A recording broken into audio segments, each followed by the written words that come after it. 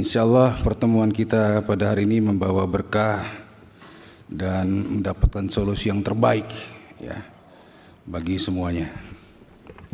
Sebelum saya sampaikan apa yang akan saya sampaikan, saya informasikan dulu saya adalah mantan polisi. Pernah jadi anggota polisi, pernah jadi Kapolres, pernah jadi Kapolda. Basic saya adalah reskrim dan intelijen. Nah, jadi kalau bicara berkas perkara saya paham. Ini sebagai prolog, mohon izin. Mau tahu Pak se-Indonesia Pak? Alhamdulillah. Jadi dalam kasus ini kita coba memahaminya ya dari sudut pandang saya. Sebenarnya menurut saya ini ada yang kurang tepat dalam kerangka berpikir, frame of thinking dan mindset berpikirnya menanggapi masalah ini. Menurut saya ini adalah satu kasus, bukan dua kasus. Satu kasus. Kasus penjambretan. Ya. Satu kasus itu, satu perkara itu ada sekumpulan tempat, satu TKP, di situ kumpul semuanya, peristiwanya, tersangkanya, korbannya, barang buktinya. Ada satu peristiwa, banyak TKP-nya, korbannya di situ, barang buktinya di sana, pelakunya di sana, barang bukti lain di sana, ada beberapa TKP lagi. Nah, kalau yang dibahas tadi ini adalah satu peristiwa, dua TKP. TKP terjadinya penjambretan, TKP terjadinya tertangkapnya pelaku penjambretan yang dalam tertangkapnya pelakunya meninggal dunia.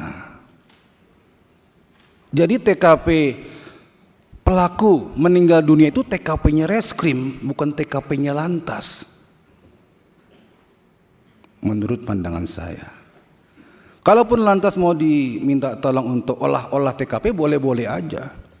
Itu TKP-nya reskrim, satu berkas perkara. Karena satu konteks, satu kaitan. Jadi waktu istrinya dijambret, terus suaminya dekat situ, dengar jambret, suaminya datang, itu peristiwa itu adalah peristiwa yang bisa dikatakan peristiwa menurut KUHAP ya, dikategorikan tertangkap tangan. Pada saat kejadian diketahui oleh orang, tidak lama setelah itu, atau ditemukan padanya barang bukti yang berkaitan, atau diteraki orang. Jadi suaminya itu dalam kondisi tertangkap tangan, istilah hukumnya. Jadi siapapun yang dalam kondisi jambret, entah suami, entah tukang bakso, tukang pecel, mengetahui itu, dia tergerak, dia bisa melakukan penindakan di lapangan. Ya, dia kejar, apalagi suaminya, dia kejar. Dan dalam pengejaran itu, dia tujuannya adalah untuk menghentikan atau menangkap si pelaku. Tujuannya ya. Nah, waktu menghentikan menangkap si pelaku, apakah si pelakunya rela akan ditangkap? Mau nggak kira-kira? Nggak mau melarikan diri. Yang mengejar ini berusaha untuk menangkap pelaku tindak pidana penjambretan. Dalam konteks menangkap itu terjadi peristiwa-peristiwa, ya, tidak ada mens rea untuk membunuh dan lain-lain. Nah, terjadi upaya-upaya hukum yang dapat dipertanggungjawabkan, seperti memepet sampai menabrak. Ya, akibatnya tidak diperkirakan apa yang akan terjadi. Tetapi si pelaku itu tidak mengindahkan. Kalau dia mengindahkan nggak terjadi apa-apa.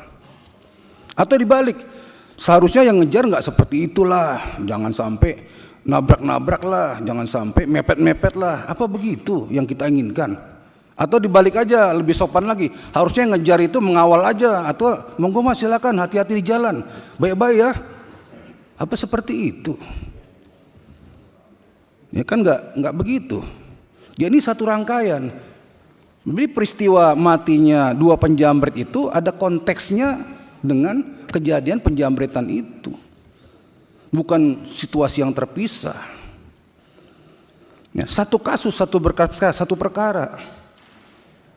Ini kok tiba-tiba jadi dua? Ini mindset berpikir ya, kerangka berpikir ya. Ya, jadi kalau menurut saya sudah salah kaprah dari awal. Enggak begitu penanganannya. Apalagi kalau lalu lintas ya, Mas Mulyanto ya. Ini menerapkan pasal 310 ayat 1 Undang-Undang Lalu Lintas. Di sini kan ayat 4-nya ya, meninggal dunia ya. Tapi unsur pasalnya kan karena lalainya, karena alpa. Kalau mau jujur, nggak masuk unsur pasalnya. Kalau lihat peristiwanya itu bukan lalai, bukan alpa, memang ditabrak, memang dipepet. Nggak ada lalai, nggak ada alpa di situ. Berarti ada upaya paksa untuk menghentikan dia. Nggak kena pasal 310 itu.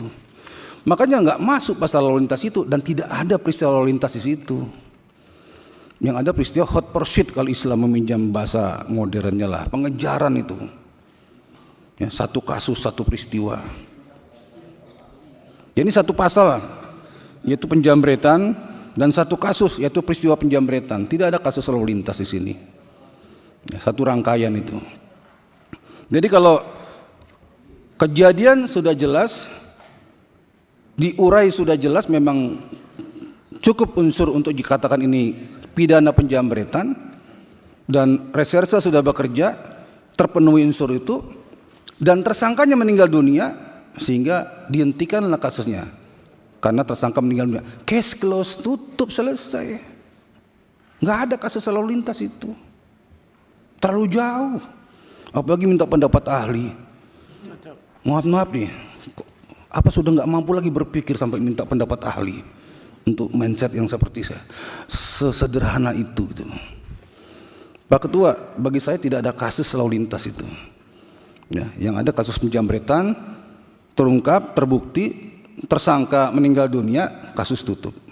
Saya minta kasus ini dihentikan, tidak ada debat-debat kusir lagi di sini. Ya, terima kasih Pak Ketua.